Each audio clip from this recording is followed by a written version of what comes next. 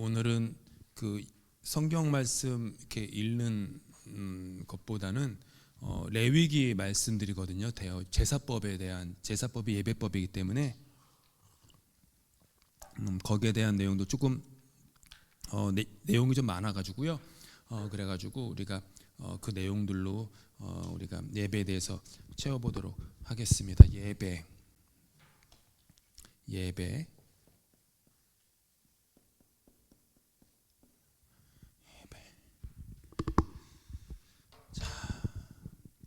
그 마음이라는 것은 언젠가는 행동으로 드러나게 되어 있다고 합니다. 그래서 우리가 어느 정도는 감출 수 있을지 몰라도 결국에는 좋아하는 마음이 있으면은 좋아하는 행동이 나가게 되어 있고요. 싫어하는 마음이 있으면은 계속 진실할 수가 싫어하는 사람에게 진실할 수 없는 것처럼 우리 마음 속에 주님을 향한 마음이 있으면은 그 마음들이 언제나 예배로 발현되게 되어 있습니다. 물론 그 예배의 어떤 발현되는 모습이 종파에 따라서 좀 다를 수는 있습니다. 특히 장로교는 일반적이진 않지만은 조금 굳이 조금 점잖은 편이죠. 장로교는 예식이 좀 있고 점잖은 편이고 그 다음에 그 오순절은 조금 이렇게 더 좀 감정 표현이 더 솔직한 편이죠.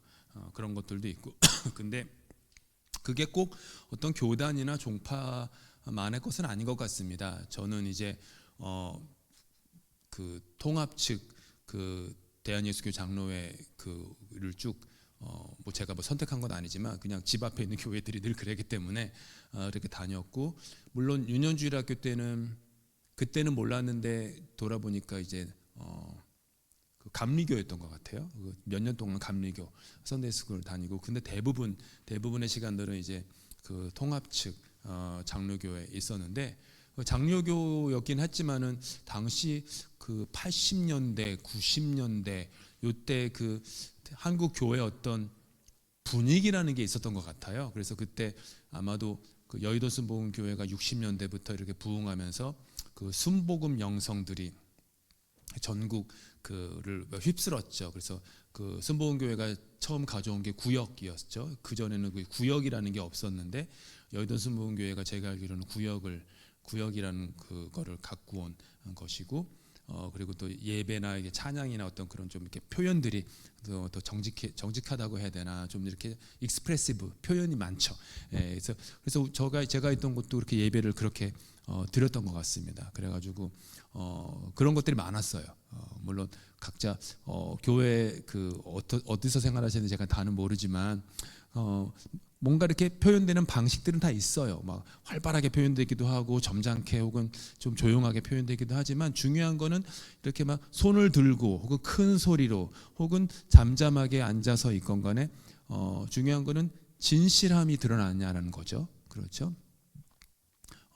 발현되는 모습이 절대적 진리일 수는 없고, 하나님은 사무엘서에서 말씀하신 거죠. 여호와는 사람의 중심을 감찰하시기 때문에 우리 마음에 얼마나 그 진실함이 있느냐, 하나님을 향한 진실한 마음이 있느냐, 이거를 하나님은 보시는 거죠. 예배 때는 그 진실한 마음들이 필요합니다.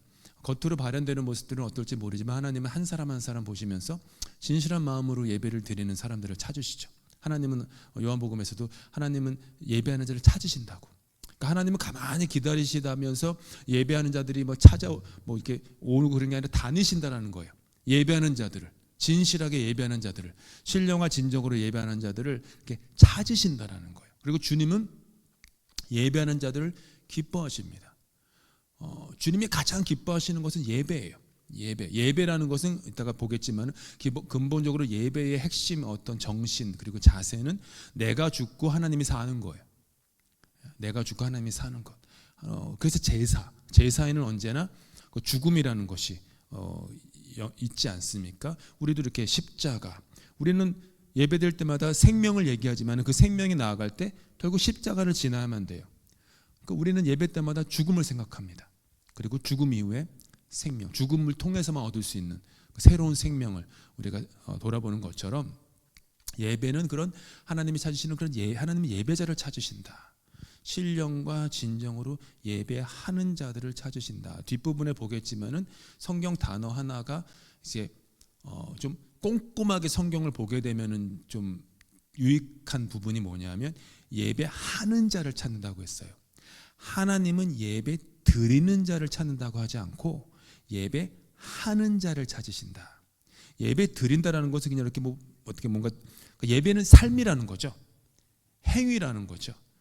내가 그냥 개념과 마음과 어떤 뜻만 있는 게 아니라 그게 나의 삶으로, 일상으로, 구체적인 결단과 행동 양식으로 하나하나씩 나온다라는 거죠. 예배하는 자 하나님은 찾으신다. 영과 진리로.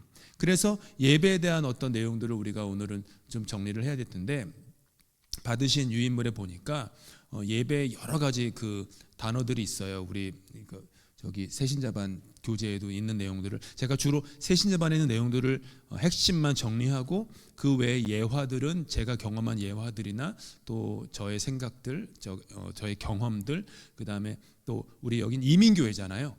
이민교회는 이민교회만의 또 특성이 또 있다고 저는 생각하거든요. 이민교회의 영성이 한국에 있는 교회의 영성과 비슷할 수는 없죠. 왜냐하면 우리는 어찌됐건 간에 어떤 이유에서건 큰 결심을 하고서는 모든 것을 내려두고 짐을 싸서 바다를 건넌 사람들이잖아요. 그리고 물도 낯설고 피부도 낯설고 언어도 낯선 곳에서 모여서 예배를 드리는 어떤 공동체이기 때문에 좀 달라요. 다를 수밖에 없어요.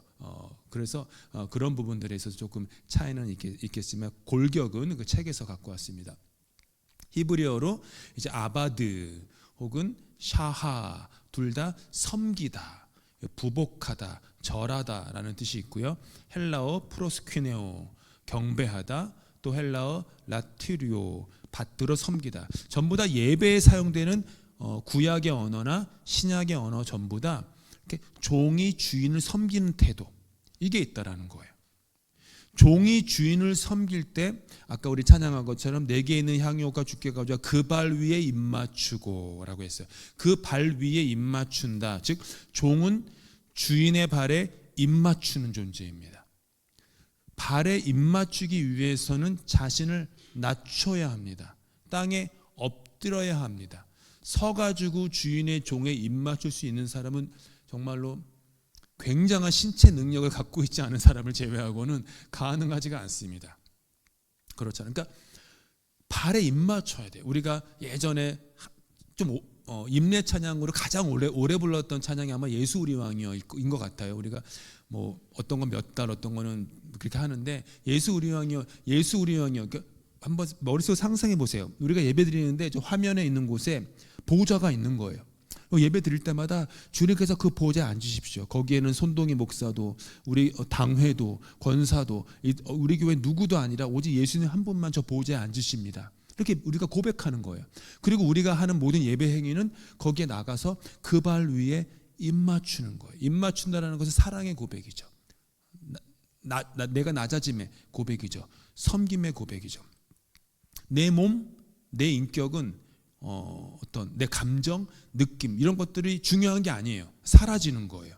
주인만 보이는 행위, 그거죠. 예배에 엎드린다라는 것은 그런 거예요. 내가 그냥 기분 내키는 대로 예배 드리는 게 아니죠. 물론 뭐 기분과 감정이 예배에서 제외돼야 될 부분이라고 생각하지는 않지만 기분과 감정과 느낌만 가지고 예배 드릴 수는 없는 거죠. 그분 앞에 엎드려 종이 저는 오늘은 주인을 섬길 기분이 좀 아닌데요. 저 귀찮게 하지 마세요. 이럴 수 없어요. 종은요. 저는 오늘 좀 우울하네요. 날씨도 이래가지고요. 이러지 않아요. 종은 그냥 주인 앞에 비가 오나 눈이 오나 그냥 앞에 나와서 엎드려 입맞출 뿐입니다.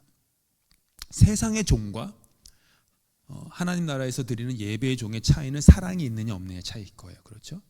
세상의 종은 사랑이 없이 복종하지만 우리는 복종을 넘어 순종을 하죠. 순종에는 사랑이 담겨 있어요. 그렇죠? 순종. 우리는 그 발 위에 입맞추는 사랑의 그 섬김을, 그게 예배 행위죠. 영어로 예배를 얘기할 때 worship이라고 얘기를 하죠. worship은 worth라는 단어와 ship이라는 단어의 그 합성어예요. worth는 가치, ship은 이 배가 아니라 그 자격이라는 뜻이죠. worship은 하나님이 모든 존귀와 영광과 능력과 부를 가치가 있는 유일한 자격 있는 분입니다. 이 고백이 worship이에요. 우리가 worship한다라는 것은. 저는 많이는 보지 않았는데 지금은 안 하지도 있는데요. 그 한국의 프로 중에 그 진품 명품 뭐 이런 방송 프로그램 있었어요. 그러면은 집에 있는 그 물건 골동품 갖고 와서 외국에도 있더라고요. 이 골동품 갖고 하는 것들이 왔는데 예를 들어서 출연자가 낡은 도자기 하나를 그 그냥 뭐 물려받은 낡은 도자기 하나를 생각 없이 들고 나온 거죠. 근데 감정사가 쭉 보더니 500년 된 국보급 고려청자라는 거예요. 그리고 감정가가 10억이다. 그러면 갑자기 무슨 일이 벌어지냐면 출연자가 얼음이 됩니다. 그러니까 그 도자기 갖고 온 사람이 그 다음에 도자기를 잡은 손이 부들부들 떨려요.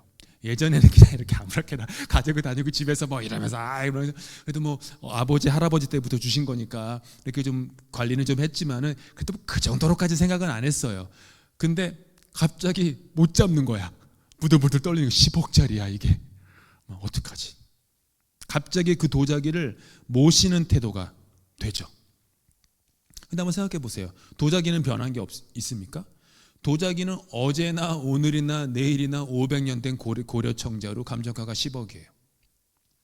바뀐 건 뭐죠? 도자기의 가치를 깨달은 사람만 바뀐 거예요. 우리가 하나님을 우리 여러분이 좋아하시는 찬양 중에 은혜, 모든 것이 은혜, 모든 것이 은혜. 은혜인 줄 모르고 살면 그냥 그런 줄 알고 지나갑니다. 이렇게 오늘 좀 소박한 인원이 모여서 예배를 드리지만 또 그냥 another Wednesday, another Saturday, another Sunday. 그 다음에 또 돌아오는 부활주일, 또 돌아오는 성탄주일, 사순절, 대림절, 창립기념일. 그냥 그런 줄 알고 하루하루 그냥 한 번 지나가는데, 그리고 같이 예배드리는 사람들이나 이런 그런 가치들. 근데 지나고 나서 보면 그 내가 드렸던 예배 그 장소와 시간과 그 옆에 함께 예배드렸던 사람들과의 그 만남과 함께 울고 웃고 기도하고 아픔과 기쁨과 슬픔을 공유하는 그런 모든 것들이 가치를 깨닫게 되면 달라지죠. 하나님도 그렇죠. 하나님이 이렇게 가치가 있는 분이라는 것 깨닫게 되면 내 인생에 얼마나 가치를 지닌 분인지 깨달으면 태도가 변해요. 태도가 어떻게 변하냐면은 그 떨림으로 변하죠. 500년 된 고려청자 들어도 떨리는데 하나님의 가치를 깨달으면 손이 떨리지 않겠습니까? 그리고 경외. 저도 좀 예배 드리기 전에 반성했지만 하나님을 너무 당연시 여긴다라는 게 우리의 회개 제목이더라고요. 너무 하나님을 영어 표현을 하면 take it for granted, 당연시 여긴다. 혹은 가볍게 여긴다. 하나님을. 이런 부분들이 좀 그래서 그러면 월십이 아니죠. 하나님께 가치를 매겨드리지 않는 거기 때문이죠. 뭐 서비스라는 말도 있어요. 우리는 그 썬데이 서비스라고 하는데 서비스는 드린다, 나를 낮춘다, 나를 포기한다, 내려놓는다. 그 웨이터가 그 자기를 고객을 서빙할 때는 언제나 자기를 낮추고 그 사람의 눈높이에서 해야 되는 것처럼 서비스는 이제 그 같은 맥락으로 볼 수 있습니다. 구약의 제사에서 하나씩 볼게요. 번제는 burnt offering, 태워서 드리는 번제. 여기 보니까 첫 번째 준비, 레위기 1장 3절에 보니까 흠 없는 수컷을 골라라. 즉 번제가 이제 이재철 목사님이 쓰신 책에서는요, 모든 예배에서 가장 근간이 되는 정신이 담긴 게 번제입니다. 그래서 번제를 많이 강조하셨어요. 맞아요. 번제가 아브라함이 이삭을 바칠 때도 하나님이 번제로 드려라 라고 하신 것처럼 번제 다 태워서 말끔히 다 태워버리는 번제죠. 아무튼 그때 흠없는 수컷. 그러면은 여러분이 하나님께 예배드리러 가는데 여러분이 이제 예를 들어서 여러분이 이제 다 목축업을 하는 사람들이에요. 그러면은 수컷을 바쳐야 되는데 그 중에 흠 없는 수컷을 골라야 된다는 거죠. 그 준비 시간이에요. 과일 하나를 사도요, 코스코에 가도요, 이렇게 밑에 다 보고 과일 고르시잖아요. 가끔 좀 마음이 좀 어려운 거는 그 어떤 분들은 열어가지고 좋은 것만 빼가지고 골라서 가득할 분이 있어. 아니 어떻게 코스코 그 정도까지 해야 되나는 모르겠지만 옆에서 보다 아니 뭐 어떻게 이거 그래서 말을 못 하겠더라고요. 그러니까 뭐였지 그게? 석류였나? 석류가 워낙 비싸니까 뭐 그럴 수 뭐 그래도 굳이 열어가지고 이것저것 해가지고 숫자 맞춰가지고 가져가야 될 정도인가 싶은데 수박은 또 두드려 보기도 하고 뭐 이런 수박에도 암컷과 수컷이 있대요. 제 아내 말로는 믿거나 말거나인데 그래서 그걸 알아야지 맛있는 걸 고른다는데 아니 과일 하나 고르는데도 그렇게 시간과 정성을 들이는데 예배 드리는데 어떻게 준비하지 않을 수 있습니까? 저희 어머니는 제가 국민학교 때 초등학교 때 기억나는 거는 어머니는 토요일 저녁마다 헌금을 다리셨어요. 다리미로. 헌금이 크지 않았어요. 뭐 부자가 아니었으니까 뭐 1,000원 돈이었는지 그 정도였겠죠. 근데도 이렇게 지갑 갖고 다니는 분들이 많이 없었으니까 꼬깃꼬깃 있으면 또 기름때가 묻기도 하고 그러면 늘 매 토요일마다 다리미로 혼자서 헌금을 다리셨어요. 빳빳하게. 아버지는 늦게 예수 믿으셔서 근데 또 우리 아버지는 선비 기질이 좀 있어가지고 토요일 저녁이면은 옷을 딱 이렇게 말끔하게 다음날 입을 옷을 딱 해놓고서는 먼지 하나도 없는지 탁탁탁 보시고 넥타이도 맞춰 보시고 그냥 딱 해놓고서 주무셨어요. 매주마다 그러셨어요. 예배드리는 준비가 있었다라는 거죠. 헌금 하나 드려도 그냥 그렇게 하지 않고 그랬다라는 거죠. 여러분은 토요일 날 어떻게 예배를 준비하고 오십니까? 그 예배에 준비가 있어야 된다. 그 다음에 회개가 있어야 된다. 1장 4절에 보니까 레위기 머리에 안수했다. 머리에 안수했다는 것은 그 재물에 손을 얹는 것은 내 안에 있는 죄를 트랜스퍼 전가하는 거예요. 나 대신 재물이 죽는 것을 보며 나의 죄가 이만큼 무거웠구나, 사망이었구나, 나의 죄는 죄의 싹은 사망이었구나를 깨닫는 거예요. 따라서 예배는 단순한 감정적 위로가 아닙니다. 예배에 와서 기분 좋아지는 거 그건 그냥 부산물이에요. 기분 좋아지고 위로받고 뭐 이런 게 아니라 예배는 죄에서 돌이키는 회개, 머리에 안수하는 것, 죄가 얼마나 무서운 것인지, 사망인지 그걸 아는 것. 세 번째로는 번제에서 참여하는 것. 1장 6절에 보니까 가죽을 벗기고 각을 떴다. 보통은 우리가 구약 제사에서 오해하는 게 제사장이 그런 어떤 모든 동물을 제물을 죽이고 각을 뜨고 피를 뿌리는 걸 한다고 생각하는데 번제에서는 제사장이 하지 않습니다. 예배자가 직접 합니다. 그러니까 생각해 보세요. 여러분이 흠없는 숫양을 가지고 와서 수컷을 와서 여러분이 직접 죽이고 갈라서 가죽을 벗기고 내장을 청소하고 하는 거예요. 전에도 제가 키에르케고르 얘기를 하면서 예배는 콘서트가 아니라고. 예배는 목사의 설교를 구경하는 그리고 성가대의 퍼포먼스를 관람하는 관람객이 아니라 우리는 예배에 참여자. 비록 앉아 계시지만은 마음도 앉아 있으면 안 되죠. 마음 참여하는 거예요. 예배는 내 마음 속으로 내 안에서는 예배에는 내 안에서 피가 튀어야 돼요. 피가 팍팍팍 튀어야 돼요. 말씀으로 찬양으로 말씀이 양날의 검처럼 혼과 골수와 이렇게 다 쪼개는 것처럼 그 경험에서 피가 팍팍팍 튀어야 되고요. 내가 땀 흘려야 돼요. 예배는. 내가 직접 참여하는 거. 그래서 보는 예배가 아니라 하는 예배. 아까도 서론에 말씀드린 것처럼 예배하는 자를 찾는다. 예배를 보는 자를 찾는 게 아니에요. 우리 예전에는 예배 본다라는 말을 많이 했는데 요즘은 안 하시잖아요. 그런 표현이 옳은 표현이 아니기 때문에 예배를 구경하는 게 아니죠. 예배는 예전에는 그랬어요. 왜냐하면 라틴어를 모르잖아요. 그래서 종교개혁 전에는 성경책을 소지도 못했을 뿐더러 성경 통독은 몇 말인가 말도 안 되는 거고요. 뭐 마을에 성경 몇 권밖에 없었을 거고요. 그 큰 성당에 성경책만 보관했을 텐데, 그래서 그냥 예배 보는 거예요. 그 신부님이 얘기하는 것도 알아듣지도 못하죠. 라틴어로 얘기하고 뭐 이태리어 말이게 뭘 어떻게 이태리 사람도 아니죠. 라틴어로 했으니까 알아들 수 없어요. 그러니까 보는 거예요. 그래서 성상이 많았어요, 교회에는. 왜냐하면은 알아들을 수 없기 때문에 그림을 보면서 은혜 받으라고, 막 그런 것들. 그다음에 오르간의 웅장한 보는 거 감상하고. 근데 아니죠. 하나님, 예수님께서 우물가 여인에게 하나님은 예배하는 자를 찾는다고. 하나님은 관람객을 원치 않아요. 운동 선수를 원하시지. 절대로 예배는 구경꾼이 돼서는 안 됩니다. 그러니까 예배 순서를 맡으라는 뜻이 아니에요.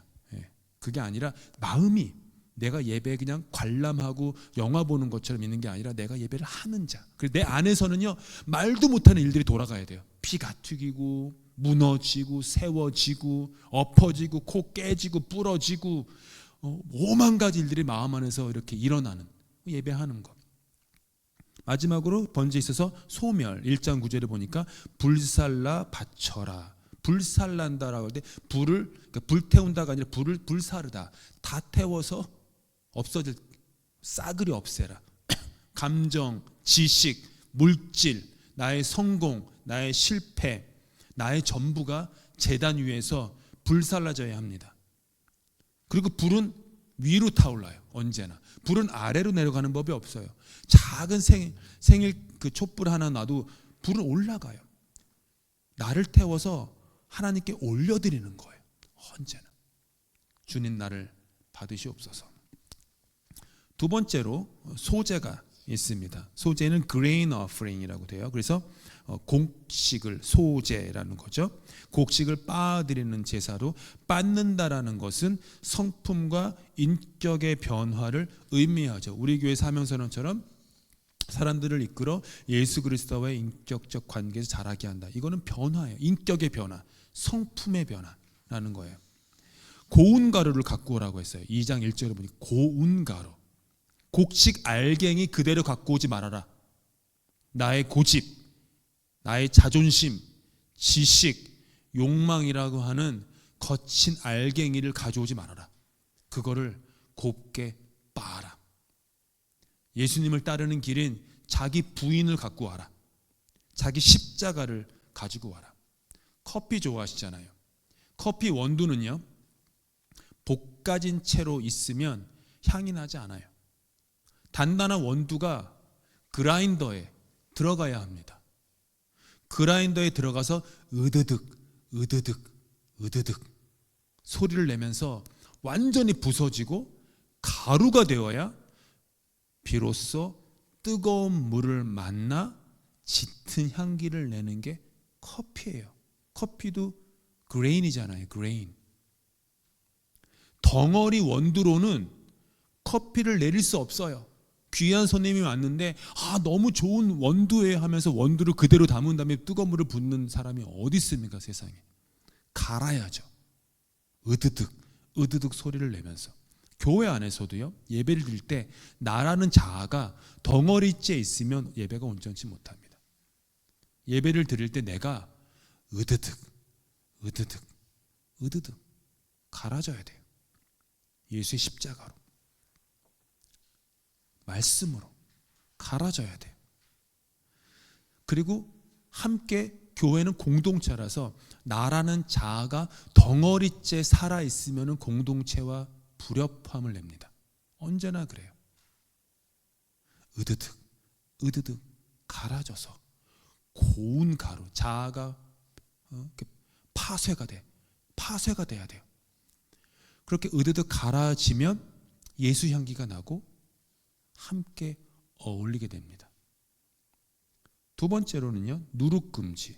물론 몇 주 전 성경에서 누룩이 부정적인 의미로 표현될 때가 있고요, 긍정적인 의미로 표현될 때가 있어요. 많은 경우에는 부정적인, 예수님도 누룩을 조심하라, 바리새인 누룩을 조심하라. 하지만 우리가 2주 전에 묵상한 누룩은 하나님의 나라가 누룩과도 같아서 그 영향력이 작아 보이지만은 하나님 나라가 그 파급력이 어마어마하다. 그 얘기를 하시려고 누룩을 얘기하신 건데, 여기서 말하는 누룩은 이제 좀 부정적인 거예요. 누룩을 갖고 오지 금지했다는. 뭐냐 하면은 누룩은 부풀리는 거죠.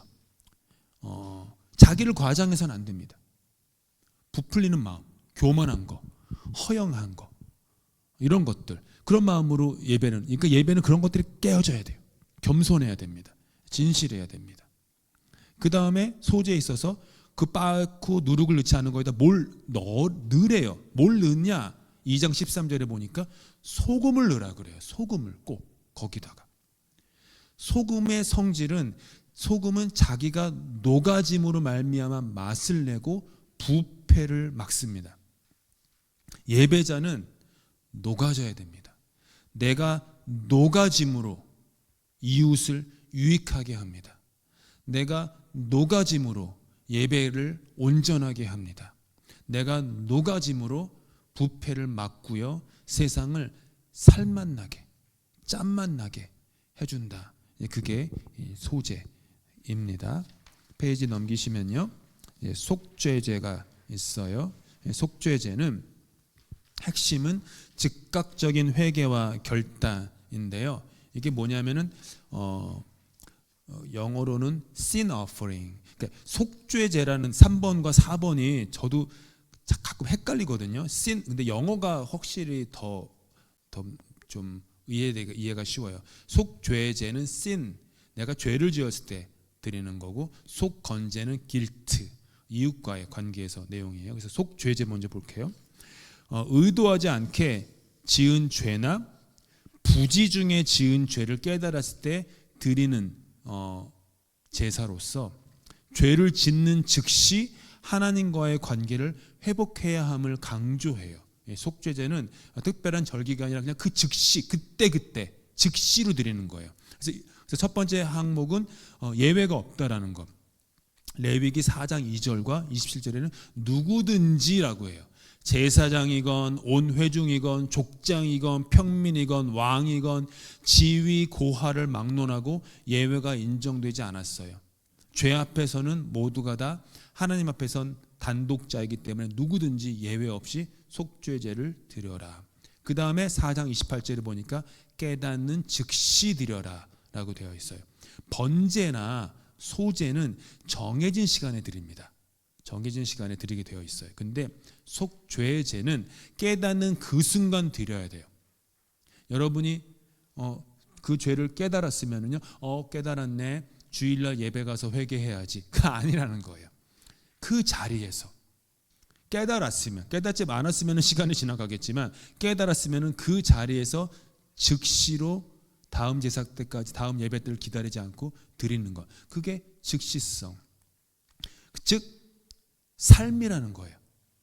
주일날 예배당 건물에 와서 회개를 하는 것이 속죄제가 아니라 내 삶의 자리, 그것이 자동차 아니건 저녁 식탁이건 직장이건 가게이건 어디서든지 간에 삶에서 삶의 현장에서 죄를 인식했을 때 바로 그 자리에서 회개하는 것.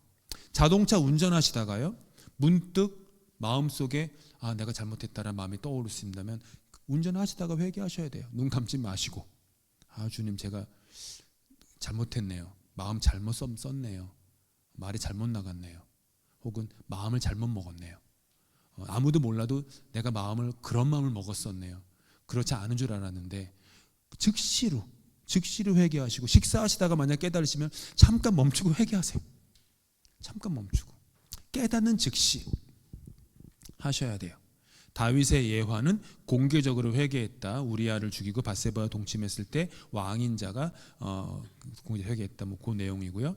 속건제를 볼게요. 속건제는 guilt offering. 이거는요, 하나님의 성물, 거룩한 물건이나 혹은 하나님의 재산, 이웃의 재산에 피해를 입혔을 때 드리는 제사로서 단순히 잘못했습니다라는 말로 끝나지 않고 반드시 물질적인 보상을 하라고 했던 제사였어요.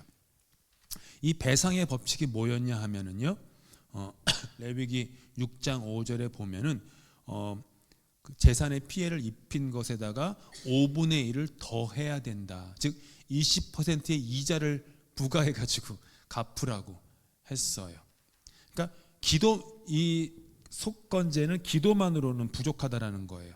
원금의 20%의 벌금을 더해서 갚아야 한다라고 해요. 하나님의 것, 11조건, 헌물이건 그거를 범했으면은 제사장에게 갚고 사람의 것에 손해를 끼쳤으면은 당사자에게 갚아라. 하나님께 대한 의무와 사람에 대한 의무를 동시에 다함으로써 예배가 마무리된다라고 하는 것이죠. 화를 잘 내는 아들이 있었대요. 근데 아버지가 이 아들이 너무 화를 많이 내는 그 템퍼가 있으니까 화가 날 때마다 울타리에 못을 박으라고 했다고 합니다. 나중에 아들이 회개하고서요, 내가 좀 너무 화를 많이 냈구나. 그래가지고 못을 다 뽑았대요. 근데 한번 생각해 보세요. 회개해서 못을 뽑았어요. 근데 울타리에 난 구멍은 그대로 남아 있는 거죠. 그렇죠? 회개는 못을 뽑는 것, 속죄제는, 속건제는 구멍 난 것을 메꾸는 거예요. 회개하면 죄라는 것, 죄의 못은 뽑혀요. 용서로 인해. 하지만 이웃에게 입힌 상처의 구멍, 상처의 피해는 남아있죠. 속건제는 그 구멍까지 메워주는 것을 얘기해요. 미안해라는 말로 되지 않는다. 근데 솔직히 미안해라는 말도 못하는 세상이죠. 누가 그러더라고요. 누가 저한테 그랬는지 모르지만 캐나다에 와서 생활하다 보니까 그 미안해라는 말은 정말 많이 하는데 정말로 미안하다고 할 때는 미안하다고 절대 안 한대요. 습관적으로 I'm sorry 하는데 뭐 자동차가 스쳐 지나갔거나 절대로 미안하다는 말 안 해요. 미안하다고 하면은 책임을 져야 되니까 그 말은 안 한대요. 그러니까 너무 아이러니하죠. 어딜 가나 I'm sorry 이러는데 정말 미안하다고 해서 본인이 배상을 해야 될 때에는 미안하다고 안 한다. 근데 하나님은 그런 거 원치 않으세요. 원치 않으세요. 저도 예전에 20년 전에 코스코 있는데 가만히 기름 넣으려고 기다리는데 뒷차가 와가지고 저를 팍 박았어요. 아니 기름 넣으려고 줄 많잖아요. 근데 앞차 왜 뒤로 왔지? 근데 어떤 뭐 인종을 얘기하지 않겠지만 나와서 미안하다는 말을 안 하는 거예요. 뭐 별로 막 망가진 것도 아니니까. 그래서 그냥 미안하다고만 하면 되는 건데 아니래. 자기는 아무것도 아니라고. 그래서 그 옆 사람은 심지어 수동 스틱이 있었던 거 아니야? 자동이더구만. 그래서 그냥 저는 계속 그냥 미안하다 말만 할 길을 기다렸어. 절대 안 하더라고요. 가시라고. 됐다고. 이거 뭐 상처 나는 것도 아니니까. 정말 안 해요. 그런 거를. 그럴 땐 안 해요. 참 안타까워요. 속건제는 미안하다라는 말을 물질로 배상하는 거예요. 구멍을 메워주는 거. 그거죠.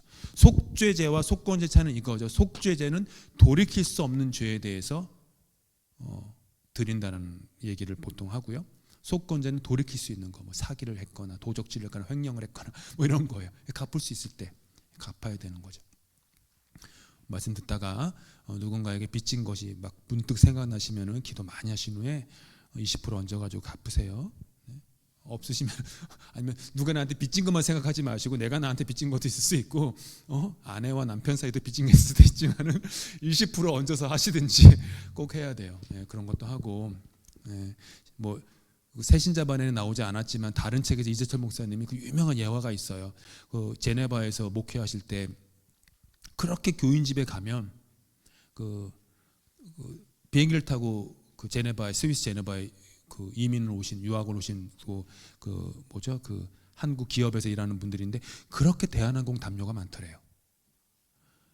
그렇게 대한항공 담요가 많아. 어느 집에 가든지. 근데 그 대한항공 담요는 주는 게 아니에요.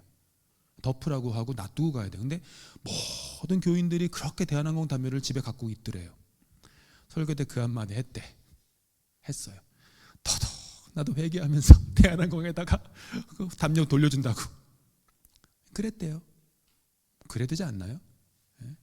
그래야죠. 당연한 거예요. 그거는 상식이고요. 상식을 안 지키니까 그냥 이렇게 하는 거지. 그러면 안 됩니다. 속건제는 그런 거예요. 삭개오와 오네시모의 이야기는 패스, 잘 아시는 내용이니까, 물론 삭개오는 5분의 1을 훨씬 넘는 그 내용을 갖겠다고 하고, 오네시모는 노예였지만은 주인에게 돌아가면은 도망친 노예가 죽을 수 있지만은 바울은 그래도 가라. 죽을지언정 주인에게 가서 용서를 구해라. 그렇게 했어요. 그 내용이죠. 뭐 속건제에 대한 질문, 이거 책에 있는데 제가 만든 거 아니에요. 책에 있었어요. 돈이 없어서 못 갚으면 어떡합니까? 채권자를 찾아가서 진심으로 사죄하십시오. 이재슬 목사님이 사업하시던 분이었거든요. 큰 사업을 하시던 분이어가지고, 그래서 이런 채권자 이런 걸 잘하세요. 그래가지고 진심으로 채권자를 찾아가 사죄하라고, 심지어 그 채권자가 조폭일지라도 가서 사죄하라고 그러면서 하나님이 원하시는 것은 돈 자체가 아니라 깨어진 관계 회복이라고, 용서를 구할 용기가 있어야 된다고 그런 얘기 하더라고요. 그래서 어떤 그런 부분들이 있으면은요, 한번 돌아봐요. 제가 이렇게 얘기하지만은 한번 스스로 돌아보면 좋겠어요. 우리 모두를 포함해서 미안한 용서를 구할 일이 있으면은 해야겠죠. 하나님이 용서하셨는데 왜 또 사람에게 비굴하게 굴어야 합니까? 피를 말리는 사과와 배상의 과정을 겪어봐야 다시는 같은 죄를 짓지 않게 되는 거죠. 하나님은 우리에게 골탕 먹이시는 게 아니라 너희는 거룩하게 살아라 라고 얘기하시는 거고요. 갚을 대상이 없으면은 써 있는 것처럼 당사자가 없으면은 친족에게 가고, 친족도 없으면은 하나님에게 드리라고 하면서, 혹은 그렇게 지극히 작은 자에게 갚으라고 하는 그 내용이 있습니다. 화목제가 마지막으로 있어요. 화목제는 그 제사 중에 유일하게 이웃과 나누어 먹는 제사예요. 그러니까 번제는 다 태우잖아요. 그리고 다른 제사는 그 어떤 그 제물의 부분을 제사장에게 드리지만, 화목제는 이웃과 나눠요. 그러니까 소가 이렇게 있는데 소 한 마리를 바친다고 하면은 뭐 내장을 빼고 하면 뭐 300kg다. 근데 그거를 레위기에 있는 제사법에 따르면은요, 이틀 동안 다 소진을 해야 돼요. 그거 어떻게 먹어요? 그러니까 그거를 반드시 어쩔 수 없이 제사를 온전하게 하려면 누군가와 나눠야 되는데, 양이 너무 많기 때문에 내가 미워하는 사람과도 나눠야 된다는 거예요. 그렇죠. 그래서 화목제는 그래서 피스 오퍼링이에요. 내가 싫어하는 사람, 내가 가까이 하고 싶지 않은 사람에게도 와서 이거 제발 좀 드셔주세요. 그래서 하나님이 정하신 기간 안에 그게 다 consume, 소비가 돼야 돼요. 그게 화목제예요. 불편한 사람, 심지어 원수까지도 불러가지고 나누라고. 그래서 화목제는 화목제, 형제와 하나님과의 그 화해를 하는 그런 제사. 이게 다 예배 안에 있다라는 거예요. 이게 그냥 구약의 제사다 해가지고 우리가 그냥 치부하면 안 되고요. 구약의 제사의 모양은 지금 안 해요. 지금 누가 동물 데리고 와서 우리 런던 한인 교회에서 저한테 막 죽여달라고, 피 뿌려달라고 합니까? 안 하죠. 하지만 이 제사의 정신은 여전히 살아있습니다. 왜냐하면 이 제사를 이스라엘에게 명하신 하나님이 지금도 똑같이 살아서 역사하시는 우리의 하나님이기 때문에, 하나님은 변하신 게 없어요. 그때나 지금이나 여상하세요. 하나님은. 그렇기 때문에 그 하나님이 그들에게 당시의 문화와 당시의 지역에게 맞는 제사법을 주신 그 하나님의 스피릿, 그 정신은 지금도 남아있는 거예요. 그래서 우리는 그 현대의 양식으로, 양식은 바뀔지 모르지만은 정신은 같아야 되죠. 그래서 예배 하나하나가 그렇게 온전하게 드려져야 된다라는 내용이었어요. 마지막으로 예배의 확장과 목적. 예배는 공간에 갇혀지지 않아요. 예배는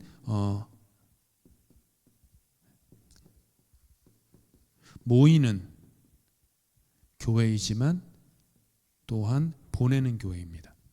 보내는 예배. 함께 모여 뜨겁게 경배하고 교제한 후에 삶의 현장으로 파송받아 사명을 살아내는 것. 예배가 삶이 되고 삶이 예배가 되는 그 신앙의 어떤 그 일원론, 이게 통전적으로 합하는 그런 예배. 예배의 목적은 다시 한번 강조드리면 하나님 중심. 웨스트민스터 그 소요리 문답 한 번쯤은 들어보셨을, 거기 처음에 뭐라고 시작하냐면요, 사람의 제일 되는 목적은 하나님을 영화롭게 하고 그분을 영원토록 즐거워하는 것이다. 예배의 목적이 그거예요.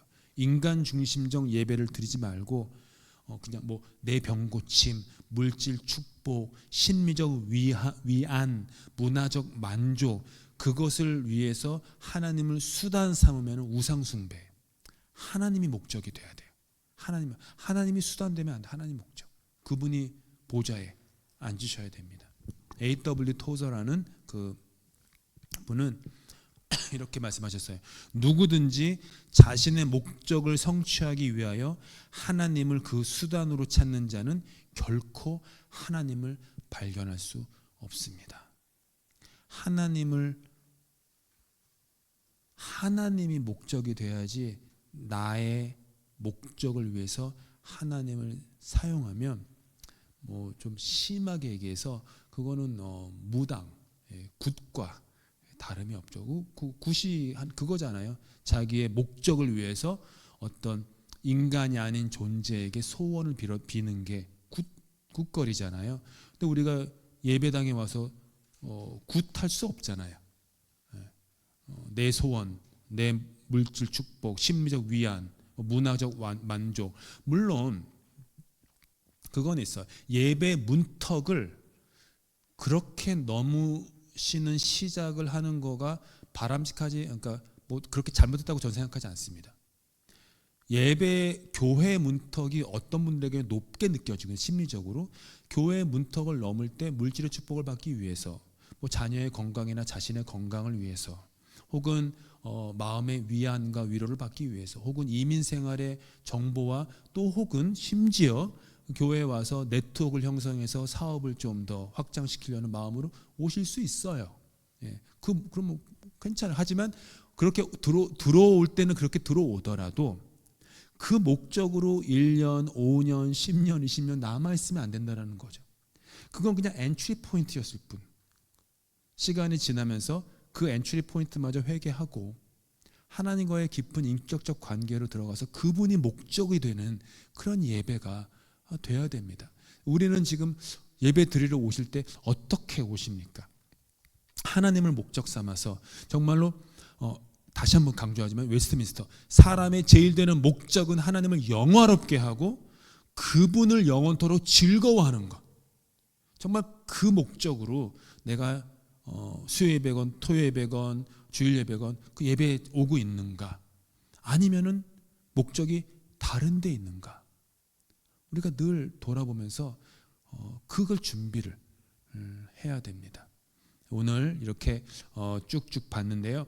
레위기에 나오는 제사법 5가지 다시 한번 시간 되시면은요. 그 레위기가 되게 인기가 없는 성경이에요. 성경에서 제일 인기 없는 성경 중에 하나가 레위기거든요.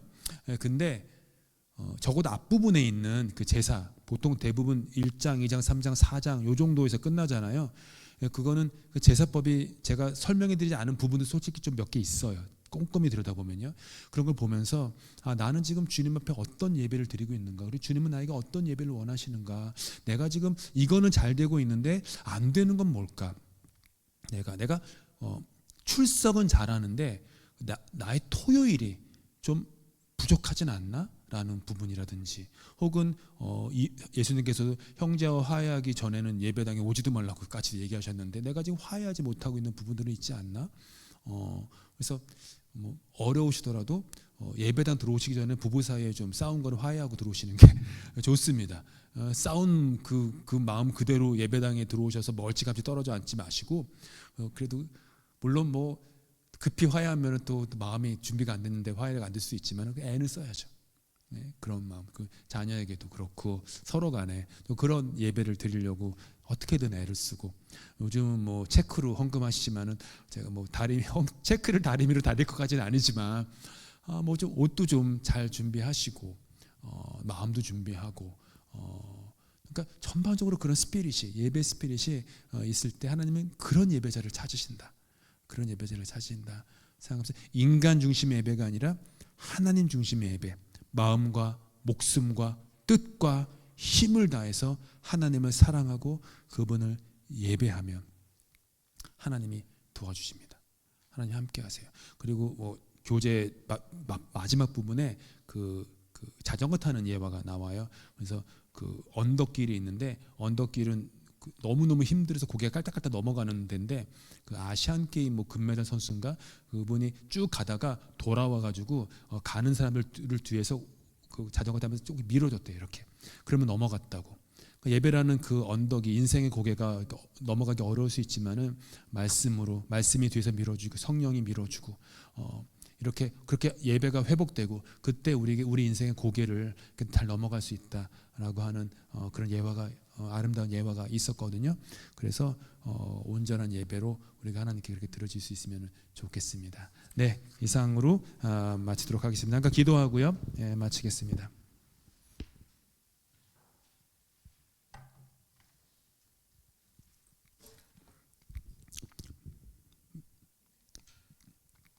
참으로 많이 예배를 드렸습니다. 지금까지 세어보진 않았지만 아마도 정말로 수천 번은 우리가 지금까지 예배를 드렸을 것입니다. 하지만 우리가 드렸던 그 수천 번의 예배 가운데 내가 목적이 아니라 하나님 한 분만이 목적이었던 예배는 몇 번이었는지 돌아봅니다. 내 욕심을 이루기 위한 예배가 아니라 하나님의 원함을 이루고자 갈망했던 예배의 순간들은 몇 번이었는지 돌아봅니다. 내가 주인 되지 않고 하나님 한 분만 주인 되었던 예배는 과연 몇 번이었는지 돌아봅니다. 덩어리만 가지고 와서 빠지지 않고 거친 모습 그대로 드렸던 예배 시간들은 어찌나 많았는지, 화해하고 배상하지 않고 그렇게 얽히고 설킨 대로 와가지고 드렸던 예배 시간들은 얼마나 많았는지 주님 돌아봅니다. 예배를 온전하게 드리도록 우리의 예배를 축복하여 주시옵소서. 주님께서 이미 오래전부터 주님께서 기뻐하시는 흠양하시는 예배의 정신을 성경책에 자세히 담아두신 것 감사합니다. 그 정신을 이어받아 잊지 않고 그 정신을 지금 우리가 살아가는 현대의 모습 속에서 하나하나 실천해 나가며 우리가 드리는 예배의 모든 준비부터 또 예배의 모든 순서 하나하나를 더 꼼꼼하게 들여다보면서 마음과 뜻과 정성을 다해 주님을 예배하는 참된 예배자, 주님이 찾으시는 예배자가 되도록 우리 모든 이들을 축복하여 주시옵소서.